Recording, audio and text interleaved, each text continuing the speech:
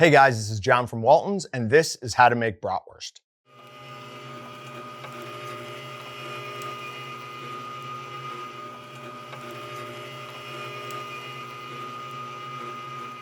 A bratwurst is a type of fresh sausage. Nowadays, bratwurst encompasses a large range of flavors. These are jalapeno poppers.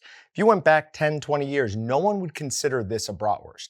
We'd be talking about our more traditional flavors like Sheboygan, like Blue Ribbon Brat, or a beer bratwurst. But nowadays, anything and everything under the sun can be considered a bratwurst. Now, a bratwurst is a fresh sausage. This means that we're not going to be adding any cure to it. It also means we're going to change how we grind and mix. Stuffing and smoking are somewhat similar if we want to smoke them, but the grinding and the mixing are significantly different than a cured sausage like a snack stick or summer sausage. First, you can really make a bratwurst from almost any protein. I've made them out of pheasant, I've made them out of beef, obviously pork. Now, pork is our favorite. That's because pork fat is going to work better than any other fat for either a fresh or a cured bratwurst. Has very little taste on its own. It's a nice bright white color, and most importantly, it's got a creaminess that no other fat can match. Pork butt is probably the best cut of pork to use. That's because it's already going to be in the ideal fat to lean ratio range. Somewhere between 20 and 30% is where we want to be. If you go too much below 20%, you're going to end up with a dry, not as flavorful sausage. If you go over 30%, we can render out a good amount of that fat during the cooking process, and you're going to end up with a mess and still something that's around 30%. So we're going to cut our pork butt up into small enough pieces that it's going to fit down the throat of our grinder. When you're cutting up your pork butts, the easiest way to do it is slice it all in one direction. Then turn it, cut it again. That's going to give you the least amount of cuts. It's going to put the least amount of wear and tear on your blade. And remember, when we're cutting through anything like this, we're pushing down. So we are going to make contact with whatever surface is underneath us. Contact with a hard surface and a knife is going to start bending the edge of that blade one way or the other. Now, a Hex Armor NXT glove is also a good idea to wear on your non-knife hand. This is in case your knife slips and you hit that other hand. This Hex Armor NXT glove will protect you. It's not 100% foolproof, but while wearing one, I have never seriously cut myself. For grinding, if you're using a traditional grinder head, you're going to want to grind it twice. The first time, we're going to want to go through a 3/8 plate. Now that's the plate with the rather large holes in it, and as we're grinding this, it should go incredibly fast. Large holes, we've got chunks of meat for that auger to grab and push down, and everything will go smoothly. Our second grind is going to be through a 3/16 plate. So that's not the smallest one, that is the one up from that. It's also called a 4.5mm plate. Sometimes this second grind can take significantly longer than the first grind.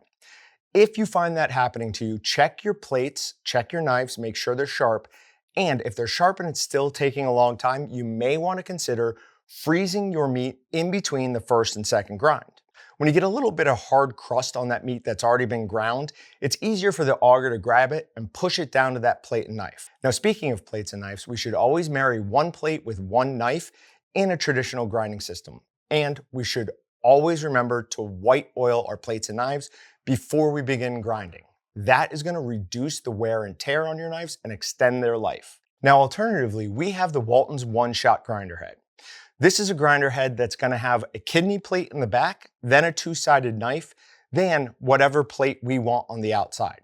The advantage to this is we grind everything through once and we end up with our finished grind.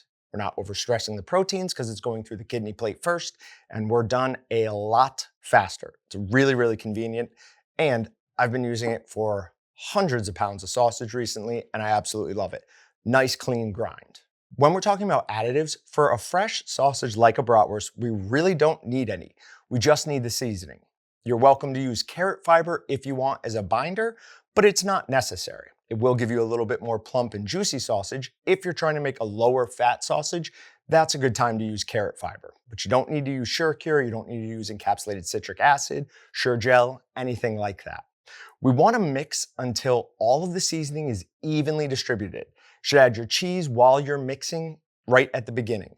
This is because if we mix all the seasoning in, then add the cheese, as we're trying to get that cheese evenly distributed throughout, we're gonna start getting protein extraction. We wanna avoid that. A bratwurst has a chunky style to it, and as soon as we start extracting those proteins, we're gonna end up with a smooth, uniform look, somewhat like a snack stick or a summer sausage on the inside. That's not what a bratwurst is supposed to look like.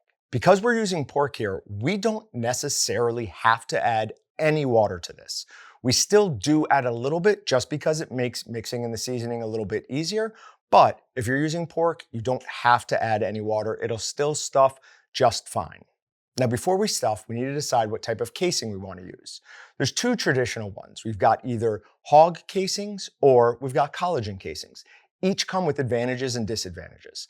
Now, the advantages to collagen is you take it right out of the package, you put it right onto your stuffing tube, and you begin stuffing. There is no pre-work that's required. It's ready to go right out of the package.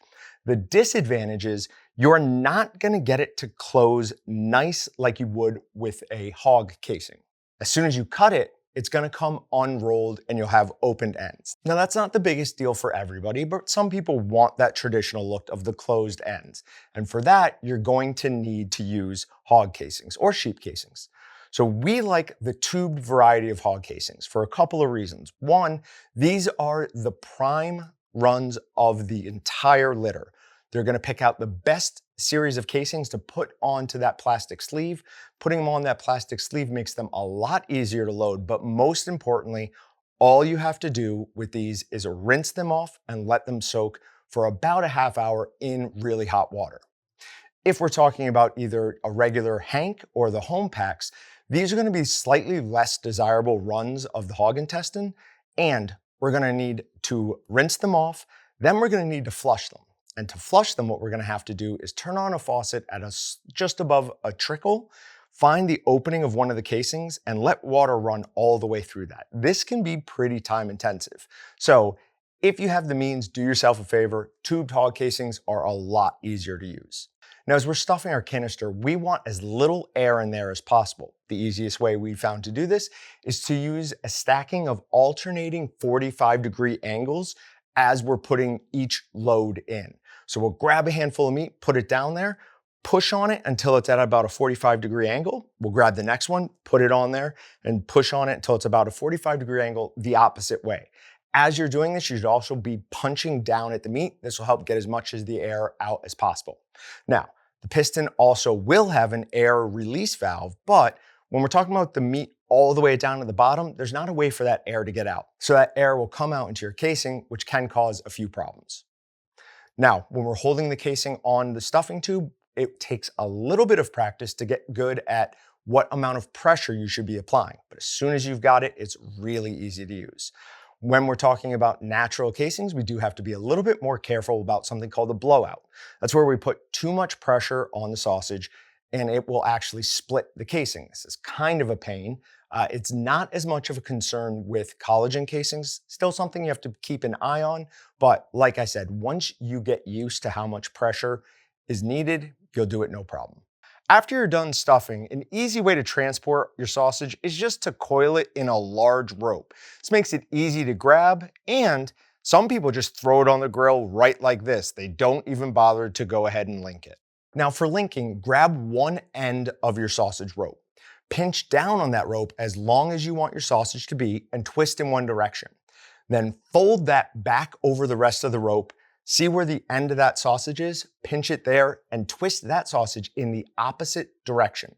We're gonna continue this process through the entire rope of sausage. This will give us even-sized sausages, and it goes fairly quick. Now, if you've slightly overstuffed your casings, this can become a problem because when you twist it, you're increasing the pressure that's built up inside there. So if you have slightly overstuffed casings, be a little bit more careful and take it slower and pinch that sausage down a little bit more to try to push some of the meat out of the way. Then get a single twist on it. If you find yourself bursting casings as you're linking, it's because you slightly overstuffed or massively overstuffed and you're twisting it too much. Now, as you're stuffing your sausage, you may see some air pockets. You can use a sausage pricker to get rid of these. Simply go along and prick it a few times with your sausage pricker and then run your finger around it to help push out all the air. Now for cooking sausage, there's a bunch of different ways to do it. You can do it in a pan, you could do it in a smoker if you wanted, or just on a grill. We like 325 to 350 degrees until the internal temperature is 160. That's if you used pork. If you're using wild game or you're using any type of poultry, you want to cook up to 165 degrees for safety. No reason to let them cool down. Eat them while they're hot and enjoy. For texture, what we're looking for is a chunky appearance to it. We want clearly defined fat particles, lean particles, and we added cheese to this, and as a jalapeno popper, so we're seeing nice little pieces of jalapeno. Now, if you're grilling them, your casing is gonna act slightly different than if you're smoking them at lower temperatures. We don't wanna smoke them too low. We still wanna be in that at least like 300-degree range, but the slower we smoke it, the quicker the casing is going to get a little wrinkly and have more of a pronounced bite or knack to it. So if you're cooking them on the grill, you're cooking them hotter and faster, you've got a little bit more leeway once they come off the grill. If you're not eating them right away, you're gonna wanna freeze them before you vacuum pack them. This is really important because when we're vacuum packing them, we're sucking all the air out and that casing is gonna get pushed down and some of the meat will actually squeeze out the ends. So get a good freeze on any of the ones that you're making and gonna cook later. Now, when you're vacuum packing them, don't put like 15 in a bag. Put however many you're gonna cook at once in a bag. This will make things a lot easier, and this is something I've learned from experience. You'll get a lot more use out of them if you do 3 to 4 in a bag. As always, remember to like, comment, and subscribe, and visit waltons.com and meatgistics.com to find everything but the meat. Thanks for watching. I'm John with Waltons, and I'll see you guys next time. Subscribe to Walton's YouTube channel to check out more meat processing videos. Shop waltons.com to find everything but the meat. Or check out more handpicked videos by clicking here or clicking here.